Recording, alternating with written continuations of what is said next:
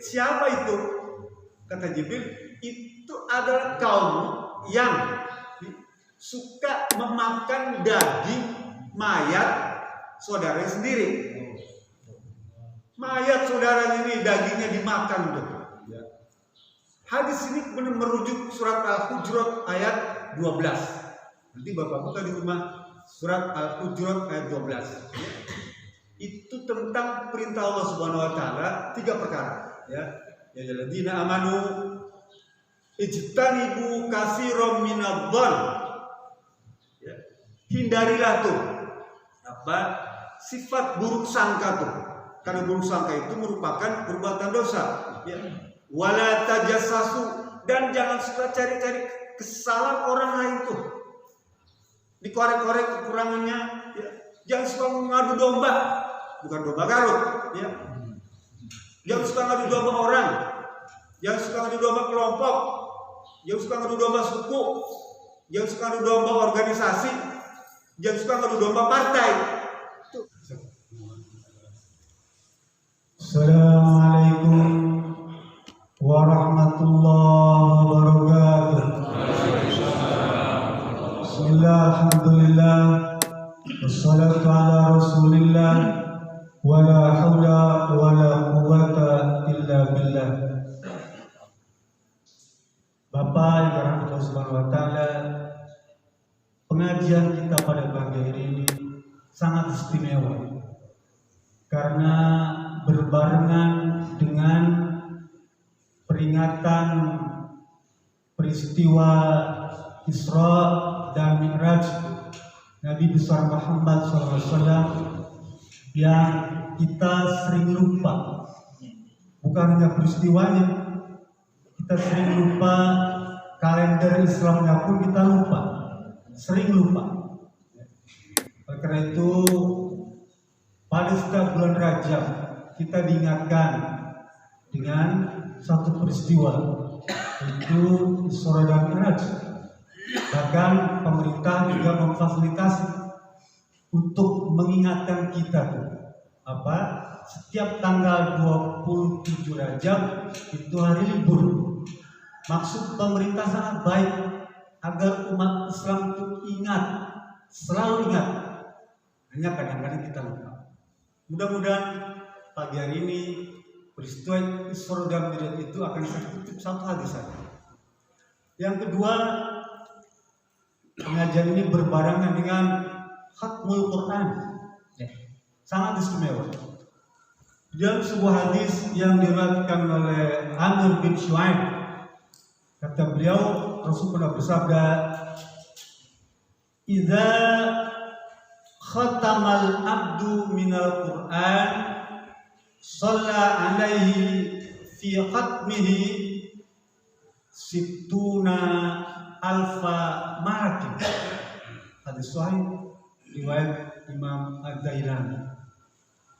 Kata Rasulullah SAW, apabila seorang orang Islam ini mampu menghatamkan Quran satu kali, maka akan ada yang bersolawat kepadanya 60.000 malaikat.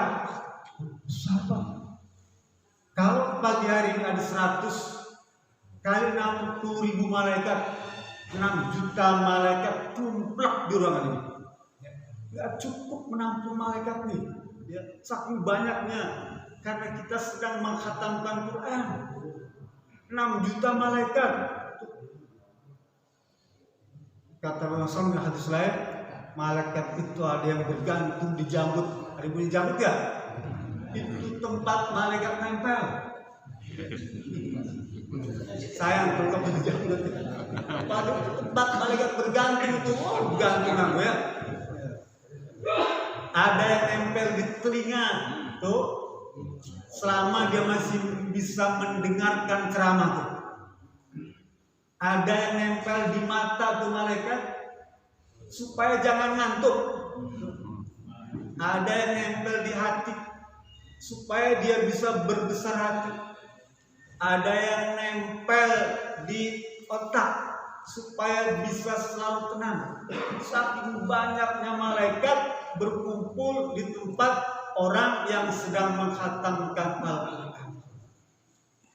Kenapa malaikat bersolawat? Apa maknanya? Malaikat itu adalah makhluk Allah yang tidak pernah bermaksiat dan selalu mentaati perintah Allah Subhanahu wa taala. La ya'sunallaha ma amarahum wa ya'maluna ma tu'mar. Bayangkan kata Rasulullah SAW, kalau malaikat bersolawat, dia akan mengucapkan Allahumma arhamhu waghfir lahu. Ya Allah, semoga Engkau merahmati orang yang sedang khatam Quran ini. Semoga Engkau mengampuni orang yang sedang menghatamkan Quran. Lah, kalau doa malaikatnya adalah makhluk Allah yang tidak pernah berdosa. Dia bukan seperti ustaz yang kadang-kadang keliru. Dia bukan seperti ulama, kadang-kadang suka salah, suka hilaf. Dia bukan seperti pejabat yang kadang-kadang suka bikin fitnah, suka ngadu domba, ya. Dia bukan seperti pemimpin yang kadang-kadang suka cuma memberikan harapan palsu. Dia bukan seperti aparat yang kadang-kadang menghukum orang yang tidak bersalah. Tapi malaikat ini doanya mustajabah. Jadi kita bersyukur, Pak. Kita bisa berkumpul ini sangat bersyukur pada Allah Subhanahu wa taala, kita mampu menghatamkan Quran minimal 1 tahun sekali. Karena memang Rasul juga khatam Quran itu sekali dalam setahun, kecuali pada tahun terakhir dia 2 kali. Tapi sunahnya menghatam Quran itu 1 kali. Lebih boleh nggak? Boleh. Lebih bagus. Dalam hadis lain kata Yazid bin Abi Habib, dibilang begini, Rasul berkata, manis tabharo minal Quran, ya, khaffafallahu tabaraka wa ta'ala an abawahil adaba wa in kana kafirin.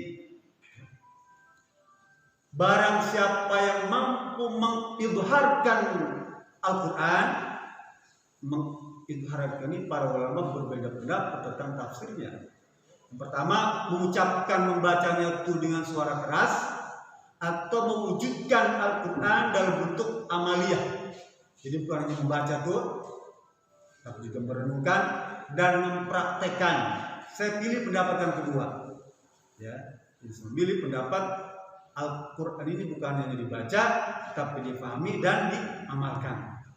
Maka apabila itu kita bisa lakukan, Allah Tabaraka wa Ta'ala akan mengurangi atau meringankan siksa kedua orang tuanya yang sudah meninggal. Sekalipun kedua orang tuanya orang kafir. Coba Pak, baca Quran nih, kalau kita bisa wujudkan dalam praktek, maka Allah akan memberikan keringanan akan siksa kubur orang tua kita tuh. Sekalipun orang tua kita itu kafir tuh, apalagi orang tua kita muslim. Bukan saya akan kutip bagaimana kita bisa mengamalkan Quran. Saya akan ambil satu hadis yang berkaitan dengan surah Mi'raj.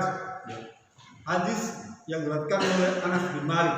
Kata beliau, Rasul berkata, "Lamma urijabi marartu biqaumin lahum adfarun min nuhas yaqmishuna wujuhahum wa sudurahum wa qultu man haula'i ya Jibril?" Qala alladzina ya'kuluna luhuman nas wa yaqta'u bi a'radikum atau kama qala hadis sahih riwayat Imam Ahmad dan Imam Bukhari. Kata Anas bin Malik, Rasul berkata, ketika aku dimi'rajkan, mi'rajnya, mi'raj itu maknanya dari Yerusalem ke Sidratul Muntaha. Kalau Isra dari Masjidil Haram ke Masjidil Aqsa. Ya, itu Isra Miraj dari Yerusalem ke Sidratul Muntaha. Lah kata Rasulullah, ketika saya dimirajkan, Allah perlihatkan tuh, Allah tunjukkan suatu tempat neraka, ya, yang di dalamnya ada sekumpulan orang yang memiliki kuku panjang yang terbuat dari tembaga. Dan mereka itu mencakar-cakar wajahnya dan dadanya. Kuku tembaga panjang. Dulu kita punya pacar tuh cewek cantik, kukunya panjang, serem Pak.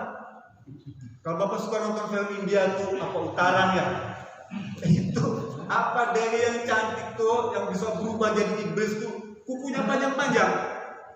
Itu gambaran orang yang tinggal di neraka yang diperlihatkan oleh Allah Subhanahu wa taala pada Rasul. Ketika ditanya, "Ya Jibril, siapa itu?" Kata Jibril, "Itu adalah kaum yang suka memakan daging mayat saudara sendiri." Mayat saudara ini dagingnya dimakan tuh. Hadis ini merujuk surat Al-Hujurat ayat 12. Nanti Bapak buka di rumah surat Al-Hujurat ayat 12. Itu tentang perintah Allah Subhanahu wa taala 3 perkara, ya. Ya alladzina amanu ijtanibu katsiran minadh-dhann. Ya. Hindarilah tuh sifat buruk sangka tuh. Karena buruk sangka itu merupakan perbuatan dosa, ya. Wala tajassasu, dan jangan suka cari-cari kesalahan orang lain tuh. Dikorek-korek kekurangannya, ya. Jangan suka mengadu domba, bukan domba Garut, ya. Jangan suka ngadu domba orang, jangan suka ngadu domba kelompok, jangan suka ngadu domba suku, jangan suka ngadu domba organisasi, jangan suka ngadu domba partai. Itu wala tajassasu. Yang ketiga wala yaghtab. Jangan suka menjelek-jelekan orang lain, ya. Karena 3 perkara ini itu sama artinya dengan memakan daging saudaranya atau mayat saudaranya sendiri, Pak. Rasulullah SAW suatu kali dalam hadis yang diriwayatkan Abu Sa'id Al-Khudri, ya, waktu itu kata Abu Sa'id Al-Khudri, marra Nabi SAW biqabrain. Suatu kali Rasul lewat di 2 kuburan di Astana tuh, ya, lewat, ya. Lu berkata, la yu'azzabani fihi, ya, fihima. Penghuni kubur ini sedang dilaknat. Wa ma yu'azzabani fi kabir.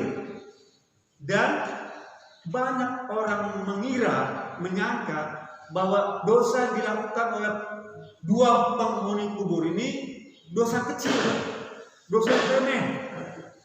Banyak orang mengira penghuni kubur yang sedang disiksa ini dianggap memiliki dosa kecil.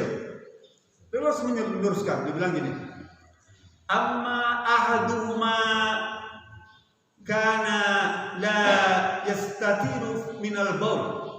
Salah satu orang yang disiksa ini adalah karena tidak menjaga kesucian, kencing sembarangan tuh, ya, kayaknya muncrat-mancret tuh, ya. Kadang-kadang orang tua kencing tuh gak bisa lurus, ya, dia mesti ke bawah. Orang tua maklum, ya, kalau masih muda bisa jauh tuh, ya, muncratnya, ya, 2 meter tuh. Udah tua nih melengkung ke bawah. Celana kain sarung ini berantakan tuh, kan gitu. Orang tua. Nah, banyak orang menganggap kencing ini dianggap dosa kecil, padahal ancam hukumannya siksa kubur. Yang kedua, wal akhar, kita bilang finnamimah, karena suka ngadu domba tuh, ya. Nih ngadu domba di perkara ngadu domba ini gampang pas sekarang nih, ya. Organisasi ngadu domba, partai ngadu domba tuh. Lah orang seperti ini dia akan mendapatkan siksa kubur tuh. Siksa kubur, Pak. Di dalam tulisan Dr. Dmitri Azakovi, dia ini seorang peneliti, Pak, di Siberia, Rusia. Dia gali tuh, Pak, peneliti minyak, gali cari sumber minyak itu sampai ke dalam 5.000 meter. Dalam Pak, 5 kilo ya. Dan ujung pipanya itu dipasang rekaman untuk mengecek patahan. Setelah diangkat, dicek suaranya apa? Suara jeritan. Dia pun nggak ngerti. Dmitri Azakov ini. Dia cek itu suaranya, kok aneh suaranya. Bukan suara pergeseran minyak, tapi suara jeritan orang dan banyak. Lalu dia berpikir, ini harus ditanyakan kepada ulama, ya, orang yang ahli. Datang dia ke ulama di Siberia itu, di Rusia sana, diterangkan bahwa ini merupakan gambaran siksa kubur dan suaranya suara jeritan orang-orang yang sedang disiksa di alam kubur. Baru dikubur nih Pak. Kufratin minanar, secuil, sekedar lubang dari neraka itu, bukan neraka. Dalam kubur, kata Dmitri Razakov, ini merupakan gambaran orang yang sedang disiksa, menjerit-jerit dan menakutkan. Seram itu seluruh peneliti ketakutan apabila kaset rekaman itu direkam. Dulu sahabat Nabi yang bernama Abu Ya'la juga punya keistimewaan. Dia bisa mendengarkan suara orang yang sedang disiksa di dalam kubur. Hadis tadi, ya, ketika Rasul lalu di kuburan itu, lalu dia bilang, ini ada orang disiksa. Satu, karena tidak merawat kencingnya, menjaga air kencing. Yang kedua, karena suka ada domba. Nah, hadis ini juga disampaikan oleh Abu Ya'la bahwa dia mampu mendengar jeritan orang-orang yang sedang disiksa di alam kubur.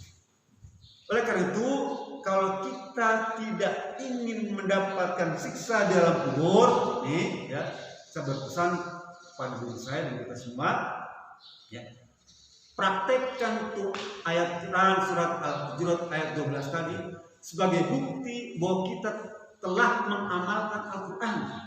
Tadi kan saya bilang Al-Quran itu harus diizharkan, dipraktekkan, ya. Caranya yang sederhana, mempraktekkan surat Al-Hujurat. Pertama, ya, jangan suka berburuk sangka kepada orang, ya. Siapa saja, apakah itu penjahat, ya, tahu dia punya rekam jejaknya jelek, jangan buruk sangka tuh. Tahan dulu. Yang kedua, jangan suka cari-cari kesalahan orang lain, kekurangan orang lain, kelemahan orang lain tuh, ya, jangan. Apalagi sampai menuduh partai, jangan. Yang ketiga, jangan suka ghibah, menjelekkan orang lain, jangan. Kalau tiga ini Bapak bisa praktekkan dalam diri pribadi ini, dalam kehidupan sehari-hari, itu maknanya kita telah mengizharkan Al-Quran. Sebentar lagi akan datang bulan Ramadan, ya. Di antara amalan yang bisa menghapus seluruh pahala saum, apa? Menjelekkan orang lain, ngadu domba, berdusta. Dan ketiga, nonton gambar-gambar yang membangkitkan syahwat. Jadi, masuk lagi tuh bahwa jangan suka ngadu domba, jangan suka berdusta, jangan suka mencari-cari kekurangan atau kelemahan orang lain, agar so nanti seluruh pahalanya kita dapat terima. Itu saja yang bisa saya sampaikan pada kesempatan kuliah subuh pada pagi hari ini. Lebih kurang mohon maaf. Fattaqullaha wala minkum billahi fisabilillah. Assalamualaikum warahmatullahi wabarakatuh.